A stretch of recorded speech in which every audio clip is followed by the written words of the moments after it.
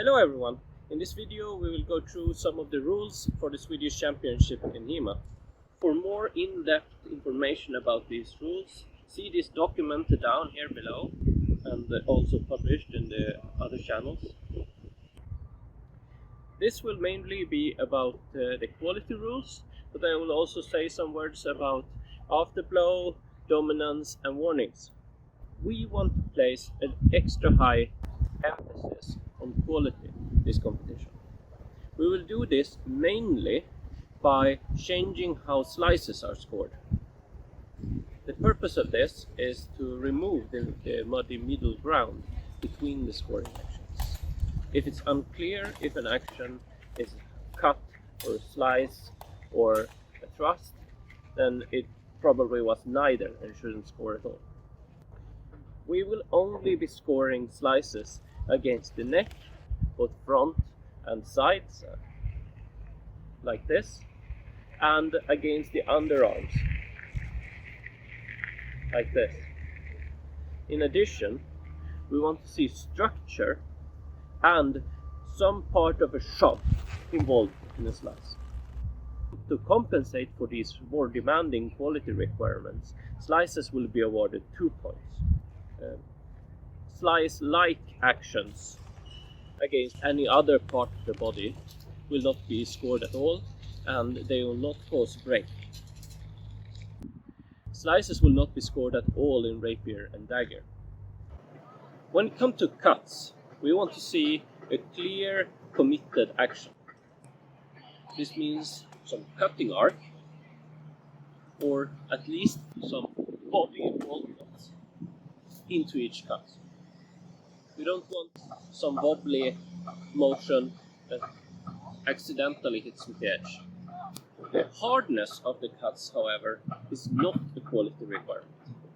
So as long as the action is distinct enough, it does not need to hit hard. If the judges call an attack to be no quality, it will never be about hardness. This means that it is never helpful to try to do the same action harder. For safety reasons, we will not score attacks with the inner third of the sword closest to the hilt. Attacks with this part against the head will give a warning, and attacks against other parts of the body will not score. If you have the opportunity to make such an attack and can't deliver a cut, then make a slice. A thrust is any action landing with the point. For thrusts, hitting any other target than the mesh of the mask, we want the point to stick a little.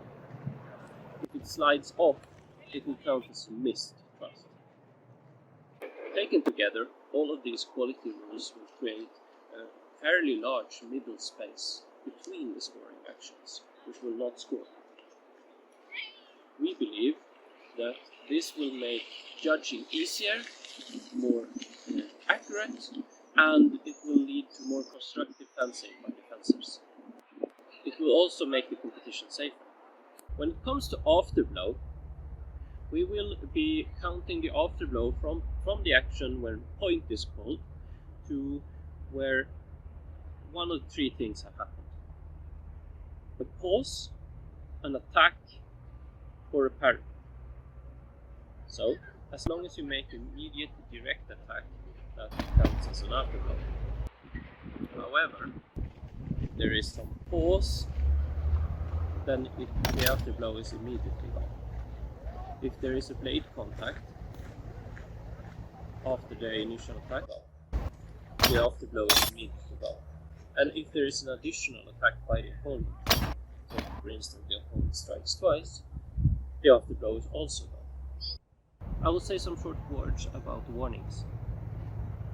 The second warning after the first one, and for every warning thereafter, your opponent will get 1 point. In addition, you are not able to score in the same exchange as you have received the warning. This means that you can never score from an illegal action, for instance. There will be 2 levels of warnings: normal warnings and tournament warnings. Tournament warnings are mainly about safety, and they will stick the whole tournament. you receive 2 of them, it will lead to disqualification. In this system, dominance are scored by all 3 judges together, in the similar way that they score points. To facilitate this, we are bunching a group of actions into the concept of dominance. Stepping off the mat, dropping your sword will award dominance to your opponent. Takedown, controlled takedown, controlling the opponent's arm and threatening with your weapon will award you dominance. However, it is impossible to score any of these forms of dominance if you are scored a point against. You're warmly welcome.